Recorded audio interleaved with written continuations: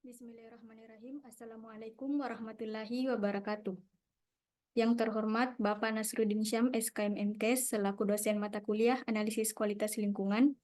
Perkenalkan, saya Alia Arianti Syahrul dengan nomor stambuk 14120220120.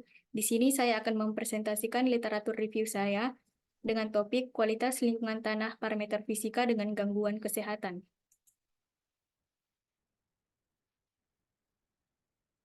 Tanah merupakan bagian penting dari lingkungan dan sangat menunjang untuk kehidupan makhluk hidup.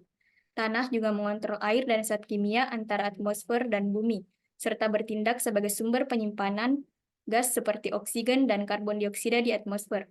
Akan tetapi, menyimpan dari kewajiban kita sebagai manusia untuk menjaga kelestarian alam, yang terjadi adalah aktivitas manusia sering menyebabkan kerusakan alam. Kerusakan alam yang ditimbulkan dengan kegiatan manusia diantaranya polusi tanah. Polusi tanah merupakan masalah pencemaran lingkungan yang sering dihadapi.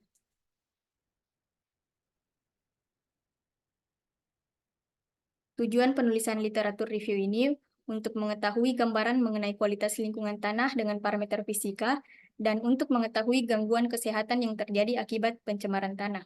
Adapun metode yang digunakan yaitu metode yang dilakukan dalam bentuk literatur review di mana penelusuran melalui Google Scholar dan Perplexity dengan kurun waktu 3 tahun terakhir.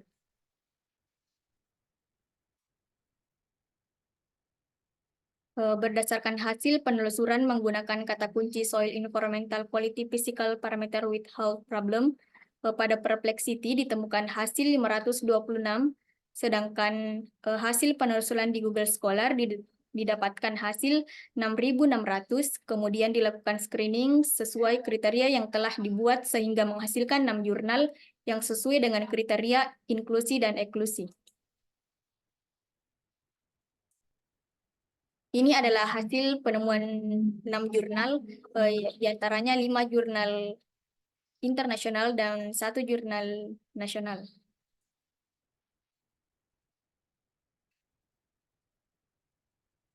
Kualitas tanah didefinisikan sebagai kemampuan jenis tanah tertentu untuk mempertahankan produktivitas tanaman dan hewan, mempertahankan atau meningkatkan kualitas air dan udara, dan mendukung kesehatan manusia dan habitat dalam ekosistem alam atau yang dikelola. Kualitas tanah berfungsi sebagai indikator yang sensitif dan dinamis untuk mengukur kondisi tanah, daya tanggapnya terhadap pengelolaan, dan ketahanannya terhadap tekanan alam atau tekanan manusia.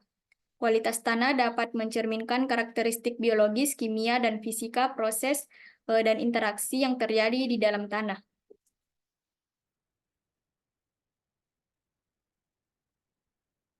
Adapun struktur tanah merupakan salah satu sifat fisik tanah yang menggambarkan bentuk, ukuran, dan kestabilan tanah. Konsep struktur tanah sering digunakan untuk menggambarkan agregat tanah. Struktur tanah relevan untuk menggambarkan kualitas tanah, khususnya hubungan antara fungsi tanah dan air. Salah satu faktor yang mempengaruhi agregat tanah adalah bahan organik. Kandungan bahan organik juga mempengaruhi kualitas agregat tanah, baik dari segi stabilitas maupun kualitasnya.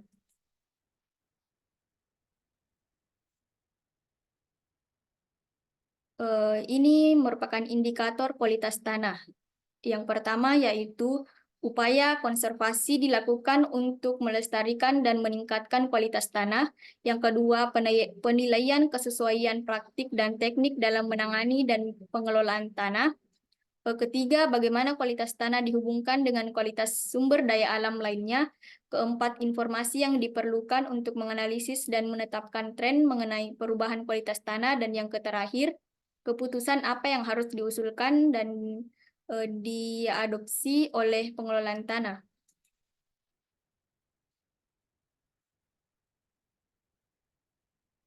Peningkatan kualitas tanah akibat perbedaan jenis penggunaan lahan atau rotasi tanaman dapat diukur dengan perubahan indikator tanah dan parameter lainnya. Berbagai penelitian telah dilakukan untuk mengevaluasi indikator kualitas tanah seperti tipe penggunaan lahan yang berbeda. Indikator paling populer yang digunakan untuk menilai kualitas tanah adalah karbon organik tanah atau SOC, nitrogen total atau TN, dan keasaman tanah atau pH. SOC sangat penting untuk kesuburan tanah dan merupakan indikator kuat kesehatan proses biologis, kimia, dan fisik tanah.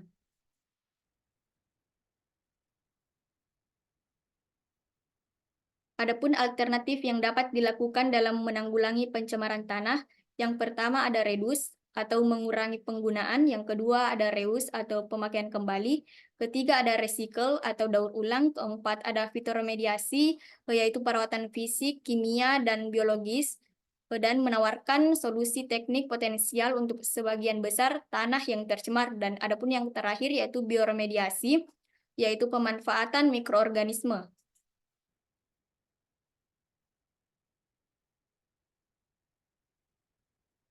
Dampak tanah terhadap kesehatan manusia. Secara umum, manusia dapat terpapar kontaminasi yang berasal dari tanah melalui konsumsi atau melalui konsumsi tanaman atau hewan yang telah mengakumulasi sejumlah besar polutan tanah, melalui paparan kulit, aktivitas seperti di taman atau kebun, atau dengan menghirup kontaminasi tanah yang terbawa oleh udara.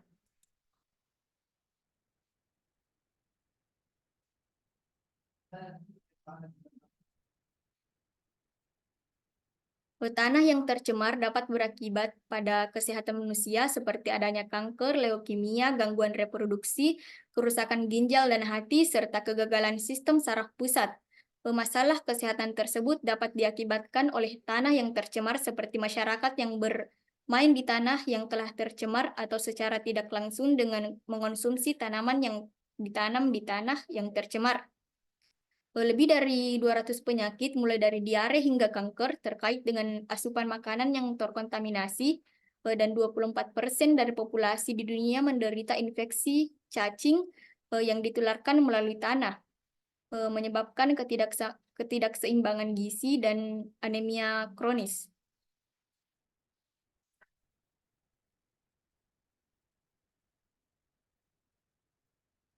Kesimpulan dari literatur review saya yaitu berdasarkan literatur yang telah direview, diketahui bahwa polusi tanah merupakan masalah lingkungan yang sering dihadapi. Sumber polusi tanah diantaranya berasal dari kegiatan pertambangan, limbah rumah tangga, dan kegiatan pertanian. Tanah tercemar akibat polusi tanah merupakan salah satu masalah lingkungan yang sering dihadapi dan dapat berdampak pada penurunannya produktivitas dari tanah.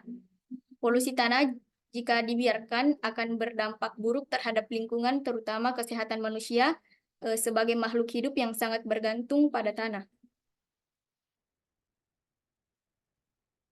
Sekian dan terima kasih. Wassalamualaikum warahmatullahi wabarakatuh.